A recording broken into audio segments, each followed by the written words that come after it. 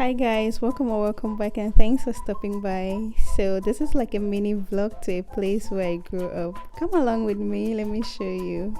So it's been about 7 years or more since I went to the village, and this time around I really did not go for a regular visit, but I was heading to the hospital. I went to the St. Elizabeth General Catholic Hospital and Cardiac Center. I don't know if you've heard about this cardiac center, but it is the first cardiosurgical center in Central and West Africa. And this is the main entrance to the hospital, to the general hospital. When you get to the hospital, this is the main entrance.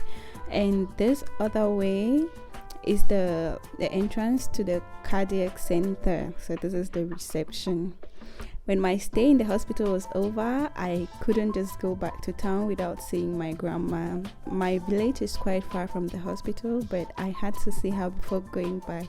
So I just went home. This is our compound, our family compound. This is where we grew up. It's been about 7 years, like I said, since I saw this woman who raised us. You know, given the Anglophone crisis in Cameroon, it's not just easy to get up and move.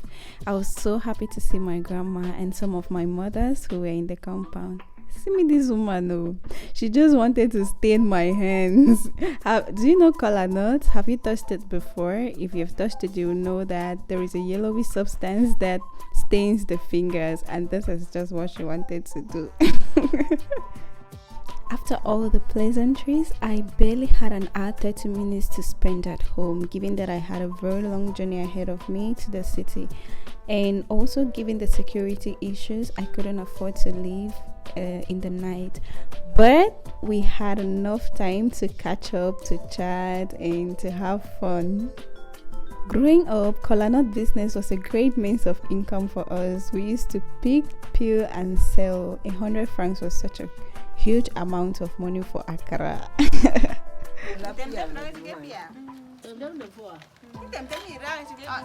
You know, I couldn't come home and leave without Irish potatoes from my grandma's farm, given that this is the season for it. Though I didn't have time, but luckily for me, my junior cousin could ride his father's bike and he took me to the farm. This is a primary school in our village, and here we are at the farm already.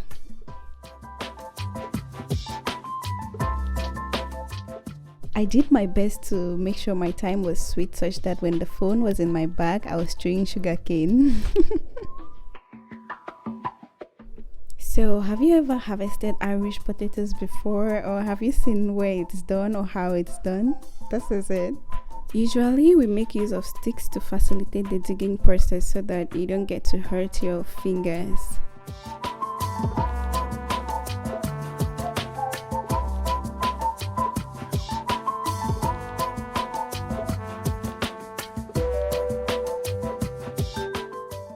So my cousin thought that I was too gentle and too slow. Look at what this guy is doing.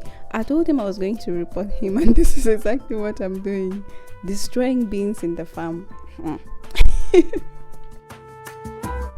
At some point, it started raining heavily, and this guy refused to leave the rain, but I had to hide under the banana tree. And while hiding, I was eating sugarcane.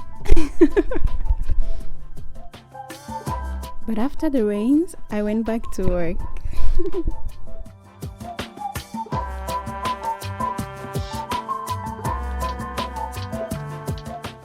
Okay, I was running out of time and had to move, but had it been I just stayed at home, I wouldn't have had this much potatoes. So like they say, no food for a lazy man.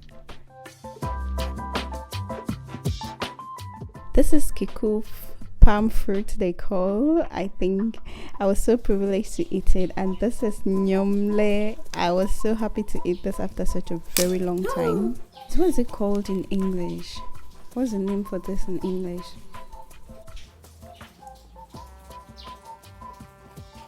I also came back with some homemade castor oil. I'm talking about Xinjiang, and also some instructions on how to use them on my hair. So stay tuned, for I'll be sharing that with you.